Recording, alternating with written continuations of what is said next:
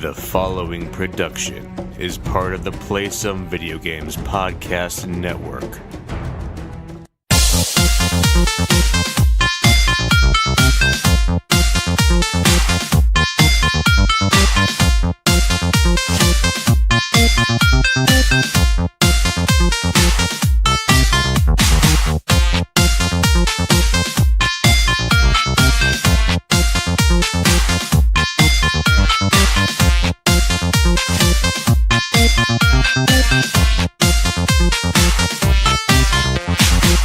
Hello, everyone, and welcome to this week's edition of Play Some Video Games, the flagship show of the PSVG podcast network and the only gaming podcast that is just as, if not more, cold, disappointing, and unworthy as Captain Marvel, except we hate men even more.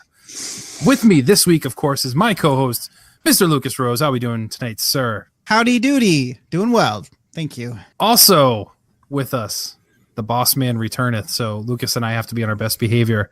Donnie, how are we doing, sir? Greetings, Kooplings. Doing pretty good. What's going on, guys? Not much. It's going to be weird hearing you talk about non-Nintendo stuff for once. I mean, I'm not even actually sure I have anything really to talk about. I mean, everybody's covered all the stuff that I could talk about. So, well, I think we're just going to continue the trend and talk about Apex Legends for 75% of the podcast. The PSVG Apex Network. Got it. Yes, that's the new show. Apex Legends. No, that's why you brought me here. So that, I mean, look at my games list. Look at my what you playing. Nobody's talking about these games. Well, I mean, we talked about one of them like 2 years ago. I wanted to say, like, there was in the Discord the other day, Lucas had talked about something about how he wasn't going to go and play this game that we were all talking about, and then he like in his little Discord little thing, it said booted up, like started playing Mass Effect Andromeda. And I was like, oh, so he's not going to play Anthem or anything with us, but he's going to go play that. Great, it's fantastic. There's method to the madness. It's all good.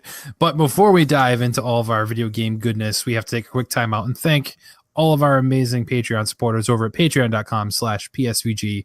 Special thanks to Coach Hulk, Edwin Callow, Dev Tyus, Chris M, Kyle Heyman, The Bonesaw, Josh Barboni. Why do we always have to say it that way? It's required. It's like both here and Fluxtapose on any show. They all say it. Whatever. Josh gets too much attention as it is. Barry Cathcart, Paul Calico, thank you all so much for being our super ultra mega awesome Patreon supporters. We appreciate you. And if you're interested in becoming one, head over to patreon.com/PSVG. You get cool things like monthly giveaways, which I think, Donnie, you have a little... You want to plug that real quick, what we're doing this month? Yeah, absolutely can. So I just announced it in our PSVG Battle Pass room on Discord, which is for our patrons. And we'll start promoting on all these shows for the next couple weeks. This month's patron giveaway, the patron lottery, as I dubbed it on Shaq last week, will be taken on March 31st. So if you become a patron at any level between now and March 31st, your name goes into the hat, which we will random draw out of it. This month is sponsored to you by the Xbox Empire. Myself, my co-host Nathan, and I often call ourselves the Game Pass podcast because it seems like it doesn't matter what we're talking about, it all like falls apart to Game Pass. So like we always find our way back to Game Pass, and so this month, obviously, we had to have that represented on our behalf. So we threw in a 6-month code of Game Pass. So the PSVG prize box is actually starting to fill up. We currently have 6 months of Game Pass, an Xbox code for Anthem, or Yakuza 6: The Song of Life on PlayStation 4. So if you get your name drawn, get to pick any one of those. Next month, the drawing is presented to you by PSVG Prime, and then we had the PlayStation Experience. So we'll just keep adding to the box, and as people are drawn, they can pick out the stuff. Sounds awesome. So as Danny mentioned, yes, you get an exclusive Patreon Discord room. You get entered in the monthly lottery for prizes. You get PSVG DLC, which episode 1 and 2 are both out now, and Donnie, I believe, is taking the helm for this month again. Do you have any plans? Any little teasers? I honestly don't. That's the way we do it. I just thought of it the other day. I was like, oh, I'm gonna have to find time to schedule that. I don't think I can do another episode of Caroline's Not Included. And we've discussed possibly doing it live, or not live, in person. Mm-hmm. Actually going over to her new house and setting up the microphones and sitting down. Maybe we include the spouses and do it like that, or maybe it's just us. I'm not sure. And we'll have to see if it'll actually work out to let us do that. But yeah, that's kind of an idea that we've been talking about behind the scenes, is possibly doing something like that. But topics, obviously we're going to drink. We're going to do Never Have I Evers. and we're just gonna see what happens from there. I went into the last one not really having much of a clue what I was gonna do, so I don't know. And getting together with couples, drinking, that sounds like PSVG DLC 1, so we don't want a recreation of that live in person for DLC 3, so it's a little scary. But yeah, we're working on fun stuff for them coming regardless, so we won't disappoint, at least not more than we normally do. So it is what it is. But thank you everyone for your support and for listening. But like I said, just $1 will get you entered into all that amazing extra content. But gentlemen, let's do what we came here to do, and let's talk about some video games. So we kind of alluded to what Lucas is playing a little bit. So why don't you take the lead here, boss? Sure. Oh, I'm the boss now. Mass Effect Andromeda. Okay, first of all, I got this thing for $6. That's the difference between Anthem and Mass Effect Andromeda right there. They know what this game's worth. Just took them a few years. So yeah, of course, the controversy surrounding this game. I think everybody knows the quality.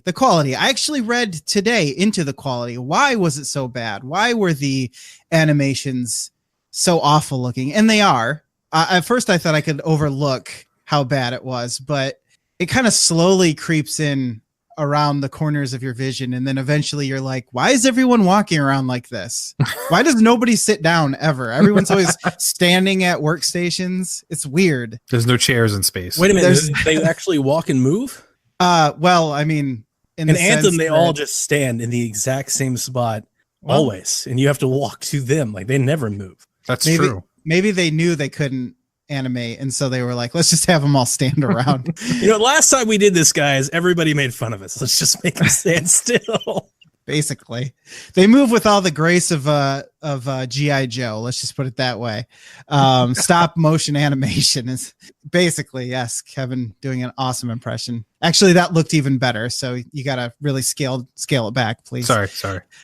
From what I understand, they use a tier system that says, okay, these are the main story missions. People are definitely going to see these. And so they did their best to make those look as good as they could, did them by hand, animated everything as much as they could by hand. Meanwhile, the stuff that they really don't think anybody will see, say you talk to somebody giving you one of those quests where, hey, go get 10 of these or whatever. If it's not, important to the story, they'll apparently let a algorithm take care of it, and which mostly just means they lip sync it. Skynet? Yes, okay. I think so. Although very, very awful implementation. We have nothing to be afraid of. Except for they do look creepy because their soulless dead eyes will stare at you while they grin or smile, and you're just like, whoa, back up. You're creepy. You're creeping me out. Well, they couldn't get rid of Arnold's accent either, so they're really not that great for such advanced technology, really. It's true. I mean, there are limitations to what they can do. Animation being one of them. It's really a bummer though, because once you get past that, the awkwardness of it all, there's actually a decent game here. It does remind me a little bit more of, it's almost like Dragon Age and Mass Effect had a baby, because it kind of takes the Dragon Age Inquisition formula of slightly open areas on the worlds and stuff like that, where you have these planet related missions. You're trying to up the viability of the livability of these planets. And they have like their own planet side missions, but then you also have missions out in space and on the wannabe Citadel place where the not the council, if you're familiar with Mass Effect, are. So I'm enjoying it for what it is, though. It definitely lacks the polish that everyone would expect from a BioWare game, but it's not a bad game. It just needed more polish. If they would have spent an extra year on this and did the Rockstar thing where they're like, okay, I know we said we were gonna bring this out in 2018, but 2019's looking pretty good too. I think they would have been better off, honestly. And Mass Effect may or may not have been sort of killed off and then probably rebooted in 2 years. So I'm enjoying it. I'll talk more about it when I've gotten a little further into it. I've only really completed the first world and haven't even completed that quite yet, but I'm working on it.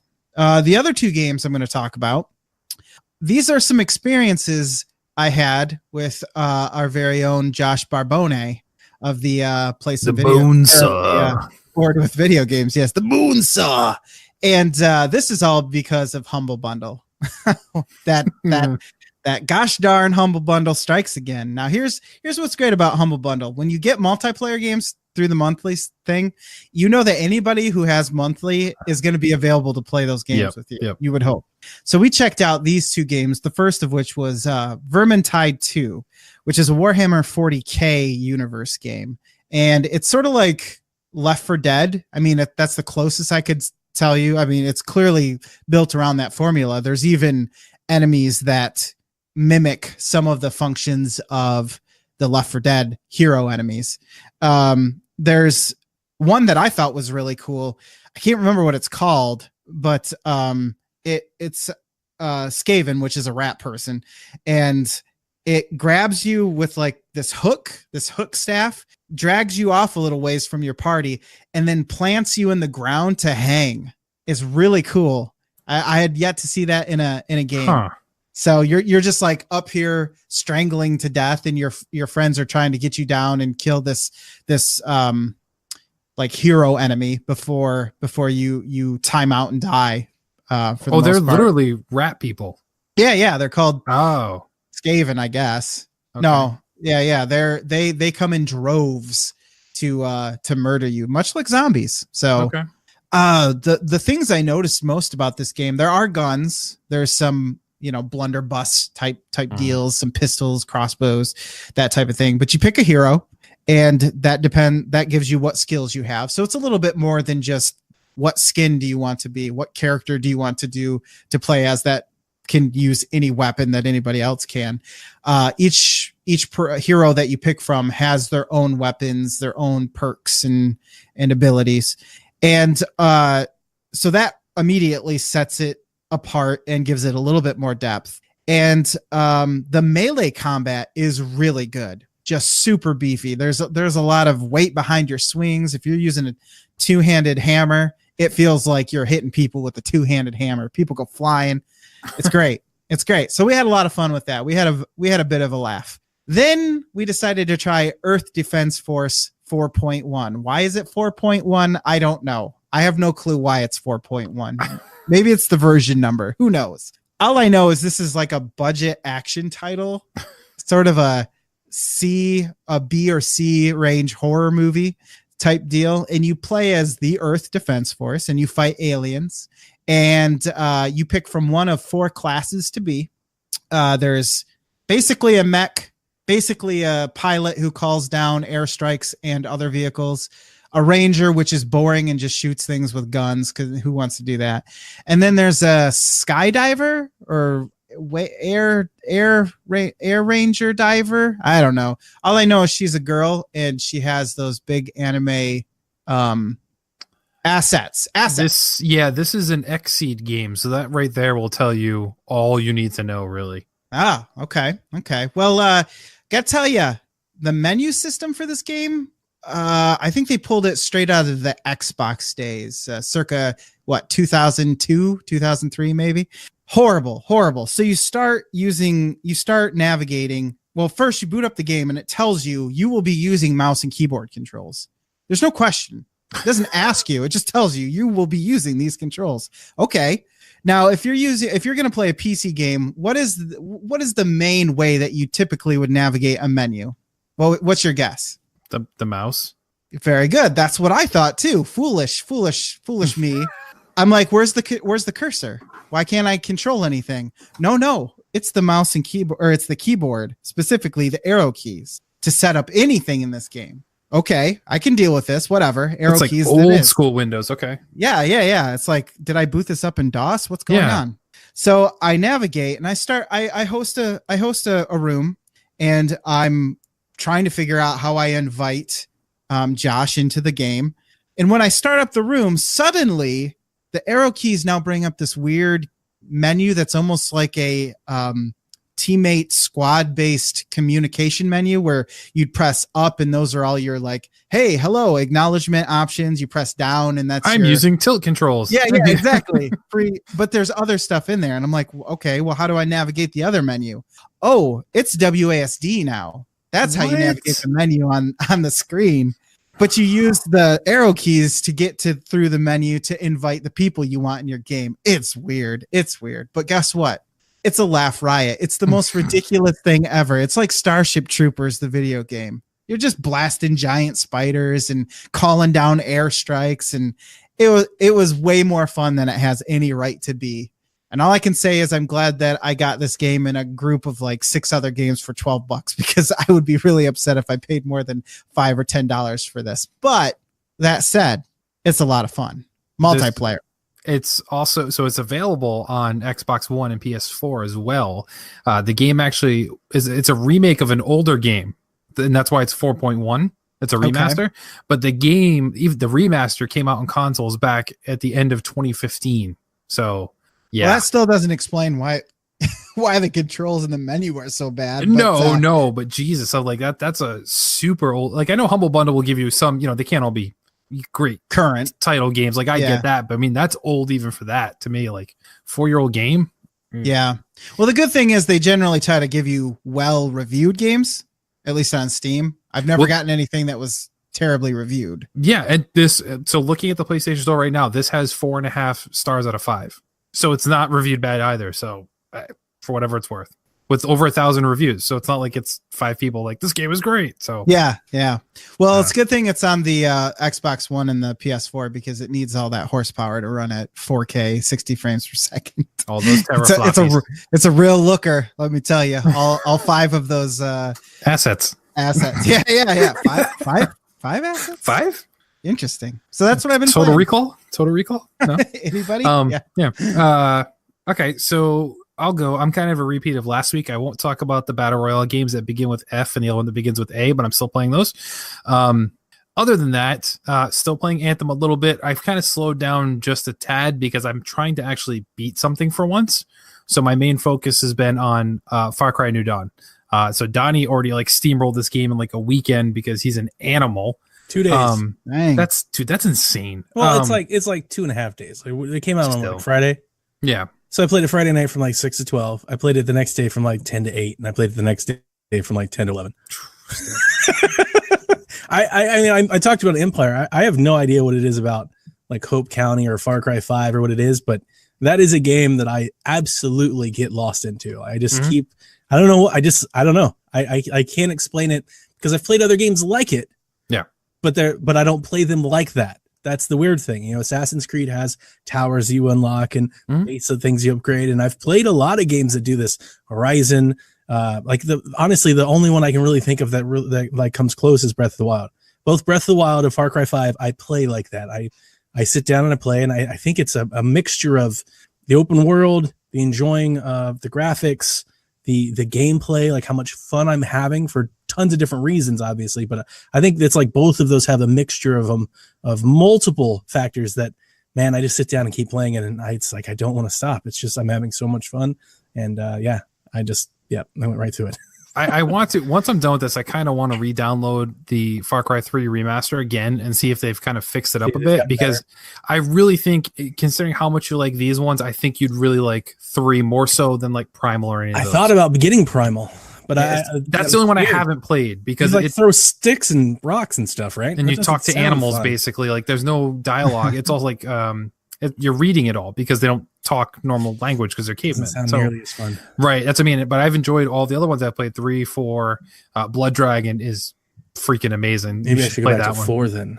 4 you probably like. The environment's not the same as Hope County, but there are some similarities there, except there are some snow-covered mountains in certain parts. But and the color scheme is kind of similar to being pretty. But regardless, the Xbox Drive is saying this as well too. Like, this game is not getting the attention it deserves, to be honest. The first one didn't get the attention it deserved, it's in my opinion. And that was one of the things. That's another thing I said on Empire. It's amazing how many people didn't like 5, and they come out and they like New Dawn's amazing. It's like, I mean, they are the same game. It's a little more streamlined. It's a little more streamlined in New Dawn. Like you don't necessarily have to go beat around the bush as much, but you still can. Like it's still there. It's just a little more condensed. I just think it's the commentary is so different between the two. Nobody's saying totally. that nobody didn't like Far Cry 5 because it wasn't streamlined enough. You know, they didn't like it because of the story and what the story did or didn't do, and the whole political climate at the time that everybody kept associating with it, right? Which yeah, and now they're like Far Cry New Dawn's a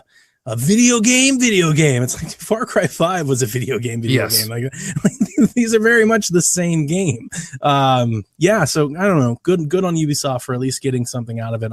I feel like there's a little. I don't know. I remember the coverage because I liked Far Cry 5 so much. Right, when it was second best game of the year last year. Me too. Huge fan. And I remember listening to all the people say they didn't like it, and for this to come out and now listen to all this same people say they do, it's just weird. I don't know. Yeah. So, but the story's great. The environment's great. It's great to see what happened after the events of Far Cry 5 in this. I think I'm on the last mission based on what I told you this morning. Is that the end, or is there going to be a little bit more after that? I sent you a message this morning that you were confused about at first what I was referencing. I don't remember now. I'm taking on the twins. Oh yeah, I do. I woke up at like 7:30. I have this message from him. He said, "Take up the chest." Like, what the hell is he talking about? And then you're right, because I wrote back, "Oh, you're playing Far Cry." Oh, yeah, I remember. The end-ish. Yeah, there's a little bit more, but I mean, it's like the end. So gotcha. Okay, so yeah, I'm about there. I think I'll probably keep doing a little bit around post game. I think if it gives you the option to, you're able to go back like you can. Or okay. Did you do the expeditions? I've done a couple. I only did one, and I want to come back and kind of do them all. Oh, we can co-op them then. Yeah, I want to play them co-op. That's why I only did one, because I think they're better co-op. Probably. But yeah, you're towards the end. I don't think the story is great. I think the story is okay. I think it's good. I don't think it's as good as the first one. I think Far Cry 5's story was much better than this one's. I think I hate the villains more though in this than I did. I think I hate them for the wrong reasons though. I don't hate them because they're good heels. I hate them because they're just like boring. Like they're just like villains. I mean, they're just bad guys. Like they're not. There's no character. You know, there's nothing you can get into. I wanted to hate the Seed family. Like, you know, I played up my wrestling analogy. Like they were great heels. They were cool and fun and complex and layered. And, you know, like you hated them for the right reasons. These are just bad guys. Like you could swap these, like there's no character to them. I feel like they could be anything. You could swap them out with any other character and have the exact same game. Like they're just not, I don't know. They don't stick with me. Okay. I'm waiting to see where the rest of the story goes with them. If they have more backstory, because we got that one mild backstory and that was it. Or is that kind of it? At the very, very end. Okay. You get a little something, but that's it. Did you beat them? I didn't beat them. I beat one and then I had to get ready for work. Okay. When you do beat them, you get a little bit, but really not much. Like really not much. I'll tell you. And it just goes back to Joseph again. Yeah. And which is good, but I also didn't. I'm not. Wasn't actually the fan in the way that they did this whole take either. Okay. Like with him and everything, I wanted more. Like I wanted them to set him up as like the ultimate evildoer. Like I wanted, you know, like Hitlerish levels of. You know, I wanted to see the cult like rise up, become the thing, you know, and like they just kind of throw it all away. It's just like, oh man. I will say I have noticed that the trailer has like lines in it that haven't appeared in the game, and it doesn't look like it's going to appear in the game. Like that whole thing where in the trailers you see Joseph, he's like, man, you must be scared if you're coming to me. Like that has never been said. And I'm pretty sure I'm past any point. Yeah, I'm not sure if that line. Yeah, you are. And you're right. That was setting him up to be like the big bad. And exactly. It's not there. Exactly. No, but that doesn't take away the game is still fun. Oh, totally. Totally. You still get to keep a dog and hunt the animals and meet all the crazy stuff and do all the crazy side missions and all that. That dune buggy racing theater thing was like insanely dumb. Thunderdome. Thunderdome. Yeah, it was crazy. Nuts. And then like the judge is awesome. Like it's just really like awesome Sting like character that they introduced, which is just a neat like little thing that they've done. Like the graphics are gorgeous. Yep. This game in 4K is like stunningly beautiful. Way more, and you know how much I love the graphics in the first one. And like this is it up a notch. All of the colors really go a long way for it. And it's smaller, and it's priced as such, and it's this is the DLC we should have got. I 100% agree. This is more of what I expected when we bought the season pass to be in the season pass, to be honest. Like I was all excited to buy the season pass. I'm like, I'm totally gonna do it because it's gonna be great. And yeah, the DLC they gave was not, it was fun in the aspect that they really did some weird things with it, but it wasn't great. Yeah. It was just okay. Yeah. I wonder, let me ask you a question then. If it would have been released episodically in place of the DLC that was released for 5, would you have been happier if they would have been able to expand it and make it a little bit longer? I don't know what the runtime is. What is the runtime? I mean, I'm at least 20 hours in, if not more. So somewhere around 20. Oh, that's not too bad then. And they it's not. It's just that the first one was much bigger. Yeah, but they even have this DLC in sections. So like the standalone game, it even has like it had a chunk, and then it had an interlude, and so they gave you like kind of more backstory, and then they went back into the game. Like they could have done it. It's broken up into episodes already, just in one game. So they could have done it as like, hey, here's episode 1, 2, and 3, and we're calling it New Dawn. I would have been perfectly happy with it. Now, I actually would have spent less money on the game because the season pass was what, $20. This game was $40. Yeah. So I mean, you look at Far Cry 5 altogether. I spent over $100 on it. So far. I don't regret it one bit because I absolutely love it, but that DLC they gave us wasn't anything to phone home about. Yeah, my only big want was I thought the first one set up this universe in such a grand way that they could have gone in a lot of different directions with it, and I just didn't like this direction. I didn't like Joseph's son. Just hate him altogether. Talk about hating somebody. I just hate him. I just hate him. He's just whiny dad arc, it's like the same thing. Like I've seen this before a billion different times. Like you knew exactly where that was going the moment he's introduced. You're like, okay. And then the first episode they were so evil and villainous, but righteous, self-righteous in their own way, right? And that's the scary part. Like the true evil people think they're doing good things. That's where I said they have complexity. You understand why they're doing the awful evil things they're doing, and it really seems like New Dawn's like, nope, they learn their ways. They're not going to do that anymore. And it's like, what? Now they're all like hippie commune? Like, what the hell? Yeah, that's a little weird. It's like, oh man, they really, really could have done it up a bit. Yeah, no, but I mean, the one thing you have to remember, and it's a little different from you coming new to the series. They've never done a continuation of any story, period. This is the first time they've done something where it continues on with the same people, even the same area. They've never even done that. So Far Cry 3, was in those Caribbean islands or whatever, and their standalone DLC they did was Blood Dragon, which was an 80s action movie. You're fighting dragons. Like it was nothing like it. They just used the same engine. Is Blood Dragon in the Far Cry 3 remaster? I don't think so, no. I think that's if it was, I might go try that. And the characters in the first one, and some of them show up here in the new one, but the sheriff, the deputy, all of the different folks, like the talent shop owners. I just thought that the whole world had a little bit more to it than this one. And it's a smaller game and it's priced accordingly, and that's not a thing. I'm just more in terms of it, the way it felt, it just wasn't quite the same. But I definitely enjoyed it. I mean, obviously played right through it. Yeah, totally. So yeah, that's all I got going on. So Donnie, I know you're playing Anthem as well. Or you have been. I literally interrupted you playing Anthem to record this. So yeah, I'm just playing Anthem. Trying to advance my missions. I'm starting to burn out. Might be the right word. I'm just starting to kind of get. I don't know. Not tired of it. I love playing this game. I really do. It's a lot of fun playing it. But when I'm playing it by myself, I just feel like I've played it already. It's like I just keep kind of doing the same thing over and over again, which is, like what it is supposed to do, right? You do these loops. It's just much more fun with friends, which I don't think is a surprise or a shock to anyone.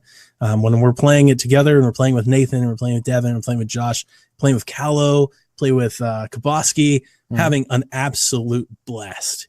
But when you're just playing it by yourself and running with randoms, you're like, I don't want to do this. And it's funny too, because so the story of this game, I think everybody's kind of said it universally. Nobody cares. And I think that it's not all that it's not all that distant or different than how I feel about Splatoon. Splatoon, I love having, if we do a Shack Night play Splatoon, totally in. If there's a Splatfest we're playing Splatoon, totally in. If I'm going to sit down and play Splatoon, I don't even want to get through the loading screen. I'm just that's how I feel when I go back to the Forge or whatever it's called, and I start talking to these PCs to get missions. I'm like, just shut up. I'm just pressing the B button constantly because I tried. I've definitely talked to everybody. I'm like level 20 or 18. I don't know. I'm not really paying attention. But I've talked to everybody there, and I gave them all like a really good, like 2 tries. And after 2 tries, I'm like, I don't care. You don't move. You know, like the world doesn't feel alive. This feels like a chore. Yeah. I'm just here to listen to you say your thing. So I get my mission and go on. Like, just give me the mission. They should just have a list of missions. You know, like just get rid of all of it. There's so much effort and time in writing. Just cut it out and have a list of missions and let me these be bounties or whatever. Yeah. Yeah. I mean, the bounty and go. It's just, yeah. Because you make these decisions, which I guess do stuff. I think you have like, yeah, you have the meters for favor like of these different groups, like which ones like you, which ones don't. But and you want to know what sucks is somebody was telling me that we were playing together and they're like, well, you have your alliance bonus. And I was like, well, how does that work? And they were like, well, when you do those things, you make decisions, like you get alliance, and I have a lot of them. And I'm just randomly picking choices. Yeah, me too. And I think on every time I've playing with friends, I don't think I've seen anybody with near an alliance bonus like as big as mine. And they're like, dude, Donnie, you got 3,000 experience points. I'm like, and I was like level 15 when somebody told me. I was like, I have no idea why this is even happening. Like I had no idea like what made the numbers go, you know, because I'm just pressing buttons because I've given up on that part of the game, except for Kristen Shaw's character, which I didn't know she was there until she showed up. And I was like, wow, at least I'll listen to her voice. Like her voice, you know, it's Bob's Burgers and everything, you know, so it's like, at least this is entertaining. Everybody, and I feel bad because it's like everybody outside of me. I want to say you've heard it here first, everybody. This was the first comparison of Anthem to Splatoon, and probably the only one you'll ever hear. So yeah. Don't say that. You're gonna have people tweet at me. I didn't compare the two. I said how I feel about them is similar. I'm not disagreeing with you. I actually completely agree with that analogy. I'm just saying nobody's drawn that comparison yet. Yeah. But you're right. The game, I have fun playing with other people. Takes too long to get in. The game doesn't matter. Like it doesn't matter. I just want to fly around with my buddies and shoot stuff and collect Takes loot. Too long to get in. You can't change your weapons when you want to. Yep. Like it's just better with friends. It's just like Splatoon. And I feel like we're ragging on it. I don't want to because there's it feels great when you're playing. Lord knows the internet has done enough of that. I love the game. Yeah. Playing the game, the Colossus, like we haven't got a chance to really play together a whole lot. Have you done any of those strikes or whatever they're called? The strongholds?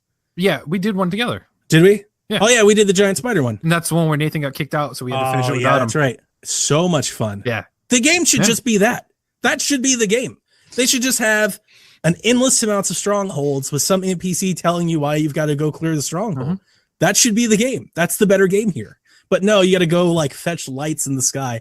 That's boring as could be. I hate those. Everybody hates those missions. Everybody's just like, why am I doing this? Because the best part of the game are when you're blowing up big stuff. When you're blowing up big giant pieces of the world, it's a lot of fun. When you're doing everything else, it's not nearly as much fun.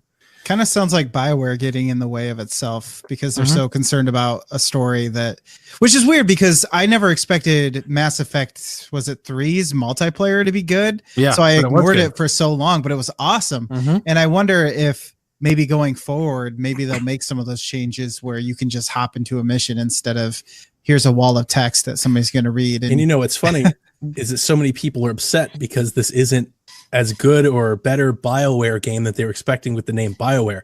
I 100% believe the Metacritic on this would go up 10 points if they had released it without BioWare's name on it. If they had just made up a developer and had BioWare release it, I guarantee the reviews would have went up because one of the first things that I've heard from almost every outlet is you would expect more from BioWare game. It's like BioWare is not allowed to not make Mass Effect anymore. Like when you say BioWare, it just has to be Mass Effect. Or at least a certain caliber of single player storytelling game. Right. It's like their name just comes with an expectation that they're now apparently required to meet. And I would agree with you. I think if they had just removed all of that, I think we'd have a better game. And they're filming more motion capture scenes now, so no, they're not going to convert just giving us missions. They're already doing that. And the opposite side, or not the opposite, going in line with that statement, I wish it was more. I wish there were more cutscenes. That's the other part of it. The reason why I'm skipping through it is because it's boring. I'm looking at an NPC move their lips for 6 minutes at a time. I'm literally telling myself, at least put video up. Like, let me see a battle. Show me stuff. Have juggle. Move. Do something. Something. Like, you're just talking. When I first started playing Destiny 2 the first time, and I had no experience with it whatsoever, I was captivated by how much it felt like a single player game at the beginning. There was like that weird 1 hour where you just play by yourself, but it was awesome because it felt like it was a real story that I was in, as opposed to, but then it kind of tricks you because you get all that and then you start talking to people with walls of text. But before that, even that's not as bad. Yeah, I think I've only seen one cutscene. I saw the one cutscene like when you open the forge. Yeah. Ugh, that's it. Tough. I mean, and Destiny, I watched Destiny that. would sprinkle them in. I was like, okay, this is cool. Yeah. Oh, you know what? And we have the cutscene in the monitor mission in the stronghold where the monitor like goes away. So they're like, that's another cutscene. But I meant like out of the game, I've only seen the one cutscene and that was it. And there should be more of that. Like hide some of these load screens behind the cutscene. Like just yes. There are a lot of things. There are a lot of issues. They're bringing in the cutscenes. They haven't finished those yet. That's and the DLC. I haven't gotten nearly the amount of issues with everyone. A lot of folks in our Discord know I was running to this issue where I was loading in like 20 seconds behind everybody I played with. You were. Didn't matter what. And I changed wireless connections. Devin thought it was a wired thing. He was like, you gotta wire it in. I was like, that doesn't make any sense. It was the cord. I'm on a 5 gigahertz band and then I'm on a 2.4 gigahertz band. And like I used my MiFi card and it didn't matter who I was playing with. 20 seconds behind everybody. Nathan made a very funny joke about because I'm playing as a Colossus. He said it was because the Colossus is so big, it takes longer to load in, which I think is like one of the funniest statements ever. When he said that, I want to say that he wasn't like joking, like at first. Yeah, he was serious. He was like, "There's more pixels, Donnie. What do you expect?" You know. So he was like, "You need to. Is it on your external?" That was the first thing he said, and I went and checked, and yeah, most of my stuff downloads automatically to the external. It was move it to the internal. So I went into the Xbox thing and I clicked move and it did its thing. And the next day I played in the exact same thing. I was like, what the hell is the problem? So I went to go check it again. Apparently move on Xbox means copy because when I moved it and I went back and looked at it, I had 2 copies of the game. I had a copy on the external and a copy on the internal. Same thing. So I delete the external, try to load up the internal, won't work. Now it's corrupt and it won't work. So I delete everything, set my internal to primary, re-download the entire game to the internal. And since then, I've been cooking with gas. I load in usually faster than most everybody I'm playing with. And I have not had any disconnect issues or anything since then. In all seriousness, I'm not playing as much as some of the other folks. Kabaski thinks beating the story. Josh is really close. I said, I've really kind of given up on it. Not given up on it. I just stopped playing the past week as everybody starts playing different things. If we're not really playing with friends, you know, this is going to be kind of like a Splatoon game. Like when friends want to play, I'll jump on and play. But if nobody's going to play, I'm not going to sit here and keep clicking through cutscenes just to go collect lights. You know, it's a beautiful game. Love playing it. Robot's cool. Colossus dope. My Colossus special is so much fun. I love showing that off to everybody I can do it with. I wish I could do 3 or 4 of them in a row. I mean, it is so much fun. Just blow up the entire screen. Real good power trip. Really do like the Anthem game. Anthem game. Playing. I bet this will be quick. If that's how you went with Anthem. Playing Breath of the Wild. Your first love. My first love. Shaq returns to Hyrule next week, officially. Next week's Shaq episode is our return to Hyrule episode. It will feature Devin and Kyle. Kyle, the naysayer of the group. And my goal is to not try to persuade him or to impose my thoughts on him. I'm here simply to be a resource to maybe help them find the joy that I find in Breath of the Wild. But we're going to chronicle kind of our revisiting. So you have Caroline and me, and we're going to talk about how playing it for a second time, maybe things we're doing different, maybe things that have changed in our mind's eye as we remember this game. And then the idea actually that I'm excited about is that every week after next week's show, we're hoping that folks will submit audio clips or questions, or I may ask a question to our listenership and have them record their thoughts and send it back to me. We'll play it on Shaq. And every week on Shaq for like the next 5, 8, whatever weeks it takes, we're going to kind of have this recurring segment, Shaq Returns to Hyrule. So if you want to come play with us, we have a discussion room in the Discord. We have a tag in the Discord. We'll be on Twitter. And if you rediscover something, you want to voice a frustration, something you find for the first time, something you love, something you hate, we want to know about it. We'll play it on the show. I jumped in to like get some footage and I started playing it and I was like, I'll just do the shrine. I'll do like the first shrine. And then I did the second shrine. I was like, okay, well, I'll just get like the double. I'll just get the paraglider. Saturday, I played the game from like 8 in the morning to like 10 o'clock at night. I played the game all day. I just sat here while my entire house operated around me. And I just played I've already done 2 beasts. I literally was like, oh my God. I was like, I have to stop, or I'll beat it by the time we get to the podcast. Just stop. And it's I don't want to spoil. I have a lot of thoughts. I've already actually done notes, and as I'm playing, I'm recording some things. I have a notebook of things that I want to say. Playing it for a second time, or at least the way that I'm playing it for a second time, because I'm playing it very differently. It's kind of opened my eyes to like some different things that I enjoy and not enjoy as much, and I'm looking forward to sharing those next week. Fair enough. All right. He's role playing as Link the whole time. He's in a tunic, no pants, everything. Ultimately, it just boils down to this. And Kevin, you're going to replay it with us, right? You're going to come jump in. Yep. I think when you play it the second time, a lot of the discovery's gone. But because a lot of the discovery's gone, like you're going to play it, or at least I'm playing a little bit more deliberately. And I'll just expound on that more in Shaq. And in some ways, I miss it, but in other ways, it kind of feels better. Sure. So it's I almost feel like more empowered in this world than I did the first time. So lots of fun. Are you kicking it off next, Shaq, or are we to play a little bit and then send in some thoughts?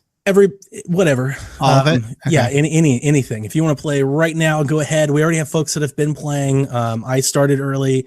Devin has already started. Josh has started. Josh went all the way up to the Winter Mountain Shrine without the duplay. And then so have you listened to Board with Video Games yet? I did. But you did? I've heard half of it. I'm not okay. So he talks about his Zelda thoughts, which I really love because actually a lot of it goes with my notes. But I just want to point out, since he won't hear anything or won't talk to him about this until next week, he pointed out like all the reasons why Nintendo fans love Breath of the Wild.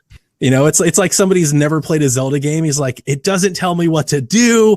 I don't know where to go. And I'm sitting here like laughing because I'm like, that's literally the last 7 Zelda games. And it's everything that we told Nintendo we didn't want is what Josh is saying he hates about the game. It's like, you know what game Josh will love? Skyward Sword. Tells you exactly where to go. Hold your nobody hand else the liked entire time. Like that is your Zelda game because you're exactly right. He's like, I did it the wrong way. I didn't even know there was a wrong way. That's the beauty of the game. And I think that is kind of the transcendence, to use a Kyle word, that Breath of the Wild has, is that it's open to interpretation. You can literally play it a myriad of different ways. Like there is an option to do everything. You don't have to get all the hearts or all the shrines or get the double. You can cook yourself some spicy dish and run yourself up there and get it done. Like it literally is open to whatever you want to take out of it. But in that same vein, if you're somebody that's looking for a little direction, you're not going to get it. You know, you're just going to be like, I don't know what to do. You don't even get the story unless you hunt for it. So Exactly. Which is and ultimately what this all comes back to is our Make Dev Switch bet, where I watched all the Marvel movies in a row, and we'll go see Captain Marvel this weekend for my birthday. And I mean, this all comes back to that, getting them into play, and this whole point of this Return to Hyrule thing is for some of these folks that didn't have the Switch launch experience that we had, they didn't play it with friends. You know, by the time they got to it, they were playing Horizon and everything else. We were already done. That's true. And I think Breath of the Wild, because of its nature of how the game is designed, I think it's more rewarding. Because I remember playing with you guys the first time. How do we do such and such? I saw this tower over here and I couldn't. Did you do that? Being a part of the conversation went a long way for that game, more so than most games. I agree. Am I going to have to go back to this game? Yeah, it's so good. It's so good. I will. I'm going back to, and I don't know if I'll beat the whole thing. We'll see how it goes, but I'm going to give it a fair shake again. And I'm actually I'm going to go complete opposite of what Caroline's doing. I'm deleting my save data, and I'm just. That's what I did. What? Okay. That was the whole thing that I started with. Is I recorded me deleting my file. There you go. And I wanted to put that GIF up, and then I just couldn't stop. All right. Well, that wraps up what we've been playing. 40 minutes into the show, but hey, you know, it is what it is. So you've heard enough from us. It's time to check in with you. Let's listen to the messages. Message for you, sir. So only one question in the mailbag this week, and it comes from Jake.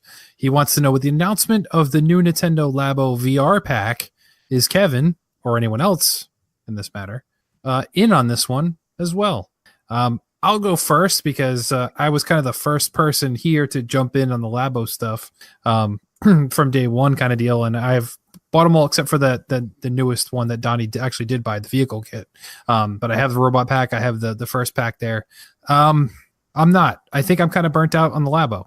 While I think the best stuff, like Labo is hands down extremely innovative. The things they're doing with it is absolutely amazing. The actual engineering of these things out of stupid cardboard is insane. I actually had a lot more fun actually building these things than I did interacting with them. Now, maybe this is better with the VR. I don't know. But I think for that price point to have to do all the work and have that be the best part of the experience for me, I'm going to wait until I maybe see this at a deep discount, or the reviews are going to have to be through the roof to get me to do it. Because my other problem that I have too is storing these things once it's built. I have an entire giant, Rubbermaid storage bin full of pre-made Labo things now because I have nowhere to store these things. And the last thing I want is another 5 or 6 more added to that collection. So it's a pass for me, at least for now. Donnie. I think it's interesting that you bring up the price issue, because in the price, I think, is showing that Nintendo's learning its market and that they have a lower price for this versus the other ones that they've done. You get the VR kit, like the base VR kit, for $40. It's the extra kit that's also $40 to bring both kits together for $80. You can get everything for $80, but you get the VR and the blaster for $40, which I think is a prime impulse purchase. At $40, with the whole VR being kind of tied in, because that's a buzzword in gaming right now. VR, I put that on the box. VR. I was talking about this on Shacklist, and I think there's actually something to be said about people looking for Switch presents for Christmas and seeing something that says VR for $40 that might make them just try it without any prior knowledge. Like, hey, that's a VR thing. I brought up the anecdote that last year my in-laws bought everybody those Walgreens VR phone things that you strap to your head. This could do that. We talked about it a ton last night on Shack, which will be out by the time this comes out, so I won't go too deep into it. But I will say that I pre-ordered it largely because I had a Best Buy discount. I still have my Gamers Club, and I had a coupon to burn, so I am getting it at a price discount, basically almost half I bought everything. But also because I think the idea of VR, this idea, because it's not going to be VR, right? It's not going to be PSVR. That's not going to happen. Right. One of the things that I did mention last night, if you look at all of the promo, everybody's holding it. You have to hold it at all times. It doesn't sit on your face. So you're not going to have any sort of VR while you're holding the Joy-Cons, Beat Saber. You're not going to have any experience like that. It very much looks like a viewfinder or a kaleidoscope. You have to hold on to this. And so I think they'll be limited on the gameplay side. That's why they're kind of building all of the stuff into the accessories that go onto it. So the blaster thing, I imagine, is going to be motion control. It'll be like if you're using the gyro. Yeah. You'll just be pushing a button to blast it. But Nintendo could spin up some sort of software thing where the illusion of VR is neat. And for $40, I'm willing to take that chance of having a fun hour with it. I don't know what we'll do with it, but we like the robot kit for a weekend, and just like you, we've never used it since. Yep. But this, and the other thing about this, because it's VR, they could release some sort of Labo VR episodes. A $2 thing here, a walk on a beach or something. They could do that. I was thinking, you remember on Wii U and the 3DS, they had those Google Map things where you could visit museums and things around. Yeah. They could do something like that. And if they went as far as they wanted to go, they could do a Pokemon Snap thing. It's very possible. Ooh, I think there are other applications to this that maybe the other Labo sets don't have. What can you do with the robot kit? You're somewhat limited by what you're going to do with that thing. Yeah. But with this, especially if it sells, if it gets, if they can get 1 million of them out there, there's something here that they might be able to do. Maybe we have no evidence to support that, but maybe they do something on the back end that makes this one worth having. That's fair. So Lucas, you diving in with the boy and folding some cardboard? Heck no. If I want a VR experience, you guys know, I'll just grab my fire Oculus up the PC Rift with the ASDF buttons and then the right click mouse things and the things. I will say this: the worst thing about the Oculus Rift, I have 2 sensors, so there's two USB plugs, plus another USB for the headset, plus the HDMI cable for the headset. Too much to have to plug in.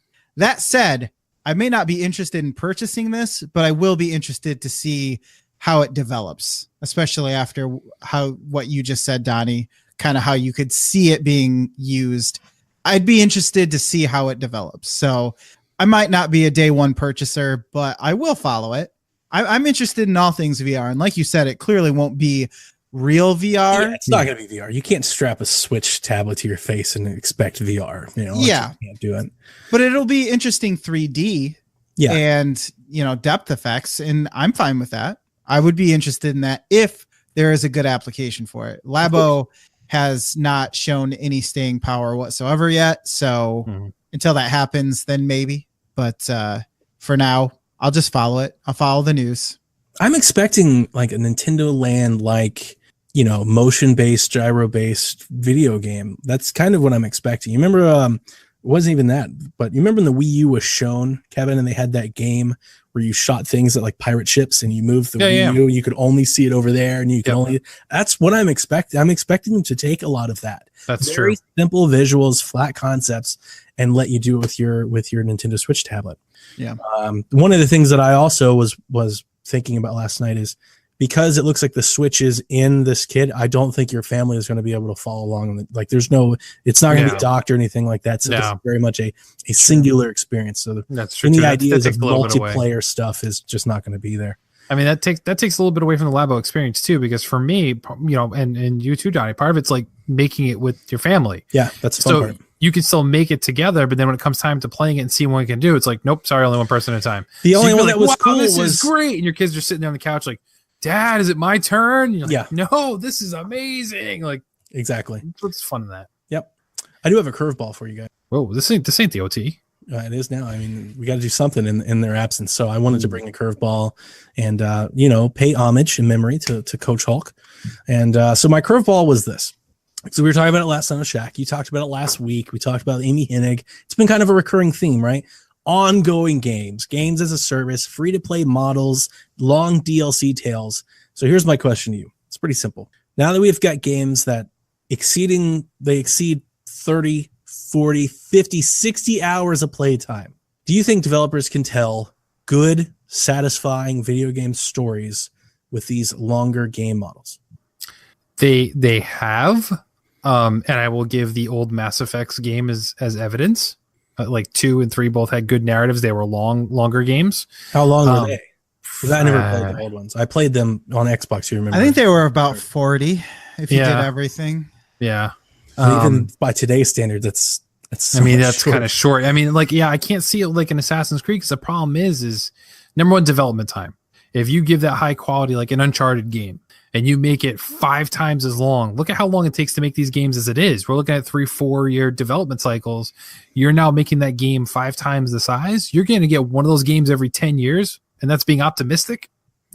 Financially, it doesn't make any sense. They're going to dump so many resources into that for so long and not make any money until the game releases. That's a dangerous game. I don't think they can do it. So I think that's why we see these things like Assassin's Creed, which might have a decent story, but ultimately it's like, hey, you have 12 story missions and the rest are all side fetch quests that don't really have any substance to them, but they can do it, and they can make 2 games out of the same engine in a pretty fast turn time where they're not burning out resources. So I think these larger scale games are so long because they're just throwing these extra quests that don't really matter or add to the story, but they just help you get this level up. So now your health is twice as long, or, look at the Far Cry example where we're freeing these posts to get ethanol to upgrade our stuff. Okay, well, we can still beat the game without upgrading everything. I'm certainly not on the path right now to upgrading everything, and I'm fine. Like, so I think they do it to lengthen the game, but it's not any substance to lengthen that game. I agree with what you're saying, and the only shining example that I can think of that actually is a good example of the contrary would be Witcher 3. In any of the Witcher games, really, because that's probably the only game I've played that is long that I actually feel like the side quests matter and add anything to the story and what's happening. Now, the only issue is I say that, and I still have yet to beat that game because it's so long and there's just so much going on. I swear I spent like 5 days of my real life, of my actual life in the first big town, just talking to people. And I'm like, am I ever going to actually hunt monsters? You know what I mean? Just walk around talking to people. But I think it can be done. I just think there's too much of a we're still living in the open world. Everything has to be open world, a big old empty place where nothing happens, and the stories may only be 12 hours long, but you can play in this open world and do side quests for forever. The Mad Max game, I loved that game. I thought it was great fun.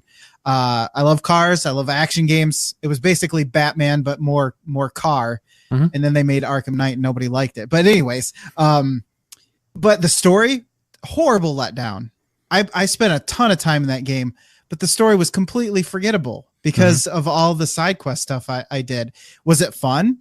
Yeah. But if we're talking about specifically making good stories, I don't think you can tell a good story with an extremely long game length like that. It's too detracting. Even Grand Theft Auto has a good story that I would say is memorable, but there's just so much side stuff that you start thinking, wait, was that a story mission, or was that just me playing emergent gameplay that actually happened to be cool? You know what I mean? So yeah.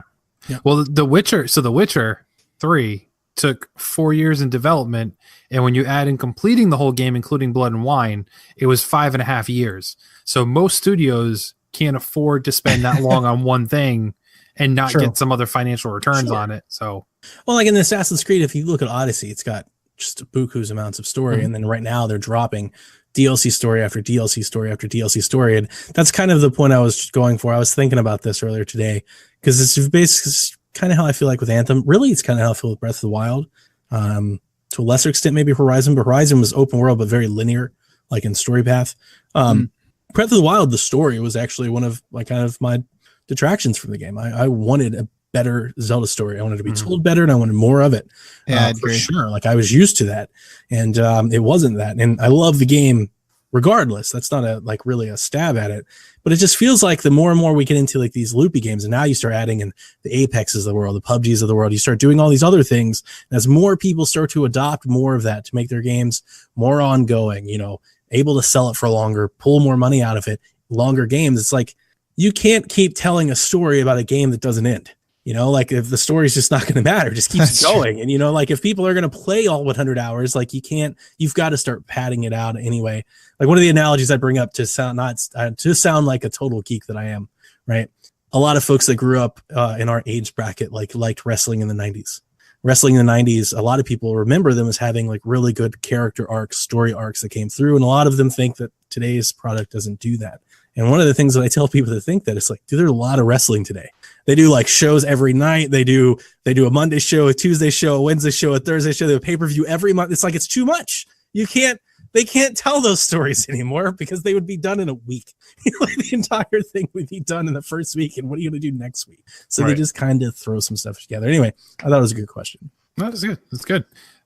So thank you for the question there, Jake. We appreciate that. You can always send us your questions at PSVG on Twitter or hit us up in the Discord where we always kind of reach out before we start the show. So with that, gentlemen, it's been a week. So with that, we have to check out the news of the week.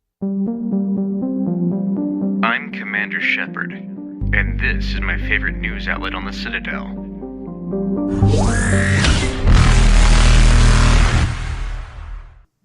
I will go first, which I had to quickly switch things up a little bit because Kotaku, for whatever reason, actually took down this story, guys. But an unreleased NES game has just been discovered after 30 years. And it's funny segue because Donnie was talking about wrestling, and this is actually a WCW NES wrestling game. Wow. Yeah, so basically a former employee of Nintendo had this cartridge for this game that was codenamed something different. It wasn't codenamed WCW. I'm trying to find the actual thing. This article's a little bit different than what I saw. It was like UWC, Universal Wrestling Company or something like that was what it was called, which was the code name of what WCW was going to be called when Ted Turner was negotiating the deal to buy WCW back in the day. So this is an NES game that features Ric Flair, the Road Warriors, Sting, like they're all in here, and it's surprisingly like fleshed out, they said. So the game collector and YouTuber Arcanon 1981 posted a video about it, and he's actually going to dump the ROM out on the internet so people can try this out. But he was severely impressed with how far this game was developed for something that had never had any intention of even being announced or released, but yet it's basically a completed game with multiple WCW wrestlers and stuff going on. And the main reason I want to talk about this is I find it nuts that NES has been so far gone. We thought we've seen it all at this point, but people are still finding. Every once in a while, we get one of these stories where somebody finds something that had never been released. But this is a licensed game too, which is even weirder. Like Ric Flair, I've seen some footage of Ric Flair wrestling right now in this game, and it's just nuts that they had all this stuff and it just never came out. So I thought it was pretty interesting. So Donnie, when the ROM gets dumped, you're gonna boot up your NES Classic again and give this a whirl? I'm looking at screenshots now, and no, you remember I don't have an NES Classic. I can't. Oh, that's right. I'm sorry, you old guys. I can't do the NES. Like I can't. I've tried. If it's not Tecmo Bowl, I'm just not interested. Like that and Super Mario 3. It's like the only thing I can really play on that. Like some of this old stuff is really hard to go back to. But you're not lying. Hawk and Animals here. Mm-hmm. Dusty Rhodes, baby. Yep. Lex Luger. I mean, it's decent cast of Ric Flair's bright white hair stands out on this game. And you're right. The screenshots are for an NES game. This thing could have. I've seen plenty of NES games not look nearly as good as this. Like this looks like it could be a product. So it's a cool story. I give you that. Yeah, I just thought it was kind of fun. So, Lucas, what you got for news there, brother? Nothing too major. Just something I found interesting. Blizzard re-releases Diablo through Galaxy of Games, or GOG as everyone usually calls it now. That was good old games. Games. Good old games. Their games. thing is called Galaxy, isn't it? I was joking. I thought we were going to keep going with it. Never mind. I was waiting for Kevin to come back with another one. I was going to do another one. Fail. I get it. Goblin.com. Exactly. That's where I thought we were going with that. We're excellent at improvisation. Anyways, Galaxy of Guardians out now, apparently. And why this is important to me, Guardians are losing it, is that first of all, it's $10. That's awesome. And second of all, Blizzard typically doesn't release I think this is their first that they've released not on their BattleNet or whatever, which typically means that you gotta be online to play the game and you have to enter your CD key and all this other crap. Well, GOG doesn't require any of that stuff. You can just boot it up. You can play offline. You can do whatever you want, is what I'm telling you. And the good thing is that this is, while it's not a remake or a remaster or anything, they have included some quality of life improvements to the game, including widescreen resolutions, things like that. So just really cool to see because, since we're not going to be playing that awesome mobile Diablo game that they're so hyped about,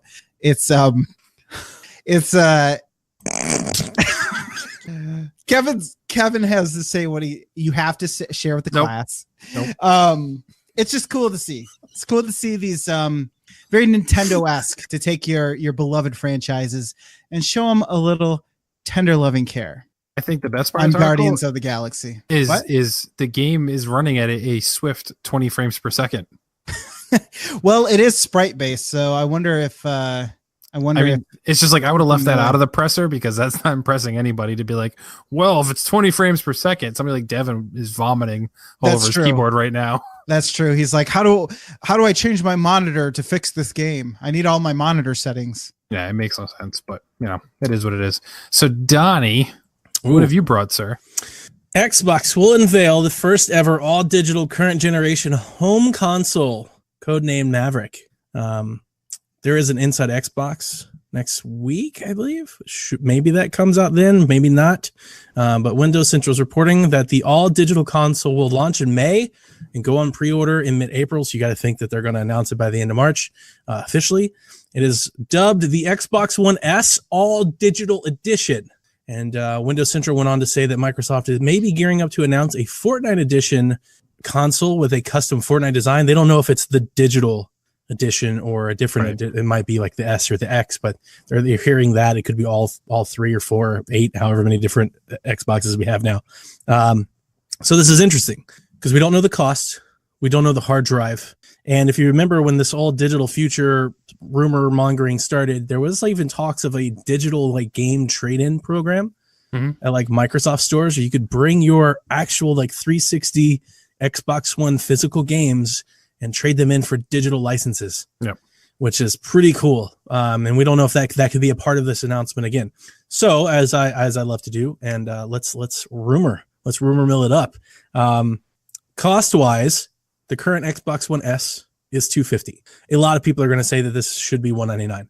I'm going to say it should be cheaper. And the reason I'm going to say that is the Xbox One S is pretty readily available around the 200 mark most days. Mm-hmm. There's always a deal. There's a game pack in. There's an include in Black Friday. They were $199. Like used, they're even cheaper than that. And one thing that I'm not hearing around making its way around the podcast circuit is that pushing a digital future, an all digital console, means that you are making more money off of this customer long term than definitely. You are initially. And I wouldn't be surprised if it were me. If I ran Xbox, I would take a loss on this product or sell it at cost.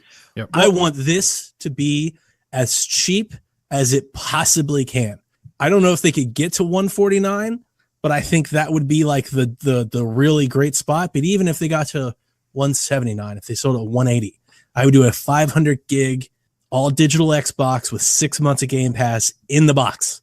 And I would push that the whole time. I mean, this is getting, if they could get below 200, you're starting to talk about you're eating into 3DS market. This is casual market. This is people impulse market. This is Seth who wants to play Forza but can't afford an Xbox, but maybe he can if you get it close to 150. Like this is that market.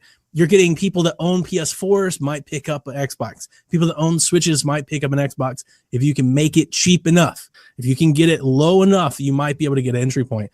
And a lot of folks are saying because it's digital, they want 2 terabyte hard drive. This thing supports external hard drives. Too much. Yeah. Just throw all that out the window. Just get it as cheap as you can and get that box out there. I'm actually very excited to see it, only because I wonder if it's going to be really small. And like that interests me. I wonder if you could get like a router type box, like a really small home console box. But really cool stuff. What do you guys think? It's true. Good. Oh, I was just gonna say, for comparison's sake, because you were talking about price, it occurred to me, well, NVIDIA kind of made something similar to this with the NVIDIA Shield. And that's $180 right now. Of course, you can upgrade for $20 and get an actual controller instead of this dorky remote that they try to hawk with it. Everyone remembers the NVIDIA Shield, of course, such a great console. I had a Shield tablet. Did you really? I really did. Yep. Wow. I had the Switch before the Switch came out. Dang. Well, I'm all that to say, I think it is possible. And I think you're right that they could take a loss on it, knowing that they're basically setting up this person for their marketplace, their economy, so to speak. Yeah, gosh, I don't know. I mean, with that being kind of the forerunner for it, is it the time to go fully digital right now? So I'm really is it ahead of itself? I'm excited. I was waiting. I wanted to see if one of you would bring this up. A lot of people I saw this on Twitter. A lot of people are like, why now? Why would you do this now? Like, what are they doing? Like, they're about to unlaunch, Scarlet and all this new stuff. And that's why, actually, I would counterpoint. That's why this is the perfect time. Because when they announce Scarlet and this actual digital future, the IGNs of the world can't run with this, they don't want you to use games because they've already done it. They've already done it. They've gotten out of the way. Like this, we already have a digital. Like you're making a fuss about this now. We did this last year. The Xbox One S all digital edition that sold however many. Like that's another reason to take a loss on it. Sell it get it as cheap as possible. Sell as many as you can before you announce your new console and what it will do and the digital future and xCloud and all that. Just to get all that negative. It's almost worth the PR. It's probably worth the PR for them 10 years down the road. If you're looking big time long game. And with Project xCloud, look, if you want the Xbox One X Scorpio, whatever they're going to call the next thing, it's $800. You can do that. Or we've got the X, or you've got the S, or you've got the S all digital edition, which is $150. But because you can stream, you can still play the games on this other box. Like they're setting themselves up to be client-based, PC-based client. They're selling you a service. And this makes a lot of sense. I think it's a brilliant move. It makes a lot of sense. And so I'll tell you, I was looking at something the other day. I forget what I was doing, and I was flipping through my game catalog, my physical game catalog, and I realized I've had the Xbox One S now for I think about a year. Donnie, I bought one physical game for this. Yeah, everything else has been digital. It's like nothing. So I'm like, this is insane. I've done this entirely digital. So I will say right now, unless Sony does something radical when I do make the jump to the next generation, I'm just going to do Xbox, and I will literally probably just do Game Pass, and I will be perfectly fine. I think There's a lot so of people much are stuff. doing that. Yeah. And so they that's- can sell me this client-based thing. I'm all for it. And I'm with you. It needs to be like 150 because honestly, in my mind right now, the Xbox One S should be 200 retail period at this point anyway. So it would have to be a little bit cheaper than that to say, okay, you're not going to have a disc drive. You can't watch your Blu-rays in it, whatever the case is. Give you something back for not doing that. You can keep the 500 gigabyte hard drive. I'm for that. Don't bump it up to a terabyte and raise the cost. I think if anybody can do it, they're the ones to do it. And I agree with you. This is the time to do it now. Get people hooked on it. Because even, like you said, if you can stream the next gen on it, great. If not, you may now hook people on games that were not hooked before because of this price point. And then and now a year later, here's the new one. Oh, I'm all in. Let me go. Let's keep going. You know? That's why I say you put 6 months of Game Pass in the box and not 14. Like the standard is 14 days. I give you 2 weeks. Yeah. Get people hooked on it. Have them have games for 6 months, hundreds of games. I was even thinking about the other day, they should really find a way that you boot into Game Pass or like some sort of banner that's rotating games. Yeah, dashboard or something. Show you the games that you have access to. Like find a way to present that to you as soon as you boot up the game. Do a commercial. I don't care. Do something. Bring up a bunch of tiles as a load screen. Like make it a loading screen. And it's like, here are all the Game Pass games. And then fade away and then you launch your new game. Do something. Make people firmly aware of what you have. Let them have it for 6 months. They'll never not buy it again. It's Netflix. You can't take it away once you have it. I was just going to say it's a Netflix of gaming, basically, in more ways than one. Yeah. You got to make that look good because if it's a pain to navigate, that's going to be your Achilles heel. If nobody wants to actually use the darn thing to play a game with. The Xbox UI is still not my favorite, and I still think with their current storefront, it's not that great. They need to start, and I think we've heard Phil Spencer talk about that. They need to build a new store. Yeah. And I think for him, that encompasses Windows 10 and Xbox. They're looking at it holistically, which is why I think it's taking so long. They need to redo it all, and it needs to be centered around Game Pass. Like that needs to be the crux of the store is Game Pass. And then, if you want to buy other things, go to the marketplace. But Game Pass should always be front and center. Mm-hmm. This is the games you have access to. Like play right now should be the button. Play it now. Yeah. like click that. Play it now. You have access. You have this game. Just Cause 4 available now. Click exactly. it. Because right now when you boot it up, it launches you by default to the buy button. And then you have to click up to the install, and there's like this little thing that says you can play this game via Game Pass. All that needs to go away. Yeah, it needs to be one button that says you can play this game with Game Pass, and then like hide the buy button off to like a secondary menu. A second thing is what they should do, in my opinion. But it's very, very interesting. I think it's probably going to be $199. I think they'll do 500, and the reason I say that is they'll give them the opportunity to slash it. Because if you do it, Or that's what I was just thinking. So they do it $199 out of the box. I think there is a limited market, but there will be Xbox fans, enthusiasts that buy them for like secondary consoles, different rooms and different things, especially if a different design, if it's smaller, that type of stuff. And then come Black Friday, come later in the year, they'll have the opportunity to slash it. And you may see a 175, a 159, a 149 Black Friday doorbuster. Fair enough. All right, gentlemen, I think that brings us to the end of the show. We've reached the end of the road. You don't have to go home, but you can't stay here. No. Nope. Let's not do that. Nope. Stop. I didn't. Stop it. Stop it. I know. For once, Lucas was the one singing, so it's all good. I thought that's what we did here. I've been listening the last few. I just thought that there's like a new show, new host. It's like what we did now. No, see that's what you just said. That's what we do. Not you. I see. Not you. I will return to my shack. Sorry. There you go. So, speaking of the shack, Donnie, where can people find you and other things you might do if they're so inclined? Oh man, follow us at the Discord, psvg.blog/Discord. Come join the fun where we hang out. And today was like a slow day. I was thinking it's because we had a really busy week, and I think everybody got behind on their work. It's like today everybody was like cranking out work stuff. But it's a great place to spend some time, unwind on your lunch break. Talk about Breath of the Wild, which I'll be playing this weekend, and I'm very much looking forward to it. All that stuff. You can find us on Twitter at Shack Life. Lucas, Rose. Where can people find you? Or Rose, Lucas. I prefer it the way I said it. Oh, okay. Sorry, sir. I'm on that old Discord channel too, causing mischief, mayhem wherever I go, making every possible channel a random channel because that is my duty in life. Other than that, I'm on that old Flextiposed show. We talk about other things, silly things we do in real life. For instance, our last episode was about sex trafficking, so that was a lot of fun. Don't you want to listen to that? Yeah, that was awkward. So, yeah, everything I do is horrible is what I'm saying. So if you want to find me, you know where. Now you know where. That's the premise of Lego Movie 3. Everything is horrible. Oh, yeah. Well, I'll write that for you. For me? For you. Specifically for you. Fan fiction? Yeah, fanfics /fic. Whatever you want, baby. Fair enough. And you can, as we mentioned before, head over to psvg.blog to find all things related to the PSVG podcast network. But more importantly, we thank you all for listening, for tuning in, for maybe telling a friend, maybe for leaving an awesome review. We're kind of noticing some great reviews from everybody. We appreciate that. But more importantly, we ask as always that you never stop gaming. This has been a PSVG production. Any music, sound effects, or the like is owned by their respective copyright holders. No infringement is intended. The views expressed in this production are those of the individual contributor and may not necessarily reflect PSVG.